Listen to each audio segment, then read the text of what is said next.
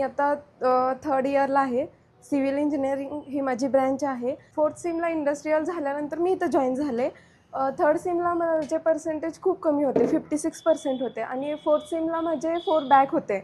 मग नंतर मी क्लासेस लावले. नंतर सर पण खूप असे मोटिवेट केले. त्यानंतर माझे निघाले बॅकलॉगचे आणि आता 3rd इयरला पण मला 79% होते आणि नंतर म्हणजे सर पण असे खूप मोटिवेट करून माझे एक्स्ट्रा क्लासेस घेतले, जास्त वेळ थांबवून मला सांगितले, प्रॉपर गायडन्स दिले आणि नंतर जे माझ्यात निगेटिव्हिटी होती ते सरांनी पूर्ण म्हणजे असं हेच करून टाकली. मग असं निगेटिव्ह काय नसतं आणि प्रत्येक व्यक्ती हे प्रत्येक गोष्ट करू शकतो असं हे समजावून सांगितल्यानंतर खरं तर माझ्यातली ही निगेटिव्हिटी पूर्ण निघून गेली आणि नंतर राम सर म्हणजे असं शिकवण्याची पद्धत म्हणजे असं प्रॅक्टिकली एक्झाम्पल आणि नंतर थेरी पण असं फुल्ली असं समजावून सांगतात. जर नाही समजलं तर रिटर्न म्हणजे तेच डबल सांगतात. जरी विचारलं तरी ते म्हणजे असं नाही म्हणत नाहीत किंवा एवढा वेळ विचारलं असं पण काही म्हणत नाहीत.